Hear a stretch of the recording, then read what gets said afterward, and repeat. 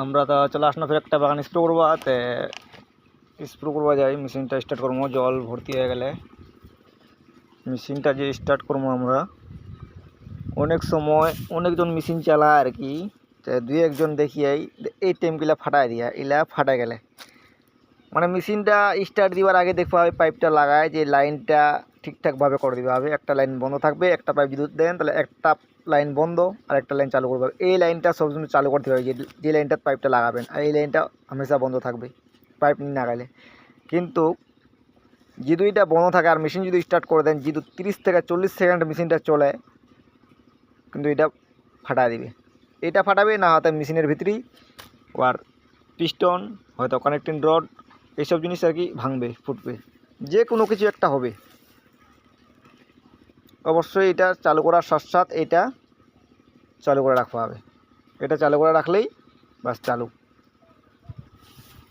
এটা আমরা চালু করে দিন। এখন আমরা মেশিনটা স্টার্ট করবো। আর অনেক সময় মেশিন স্টার্ট করে দেয় না, এই ফিতাটা দিচ্ছে এই টানে স্টার্ট দিবার, এটা কিন্তু টানে না, কী করে অল্প ধরে থাকে 2-1 সেকেন্ড তারপরে ছাড়ে। কিন্তু এটা যদি টানে না স্টার্ট দেয় না, 2-1 সেকেন্ড স্টার্ট হয়ে গেলে তারপরে 2 সেকেন্ড পর ছাড়ে, তাহলে কিন্তু এই ফিতাটা কী হয়, ছিঁড়ে যায় ভিতরে। এখন আবার পাত দিচ্ছে, পাত থেকে নষ্ট হয়ে যায়।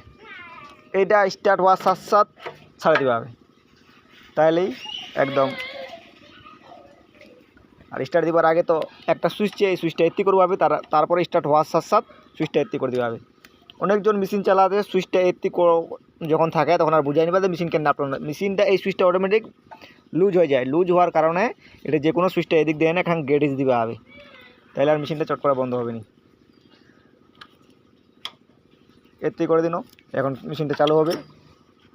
টানে টানে সাথে সাথে ছাড় দিতে হবে, টানে সাথে সাথে ছাড় দিতে হবে। আমরা এখন স্টার্ট করি, দেখেন স্টার্ট হয়ে গেল। লাগা দিন, লাগা দিন।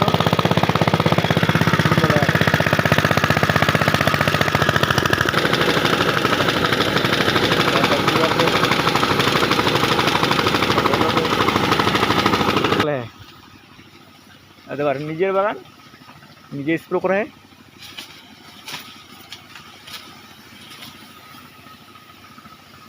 রানিং।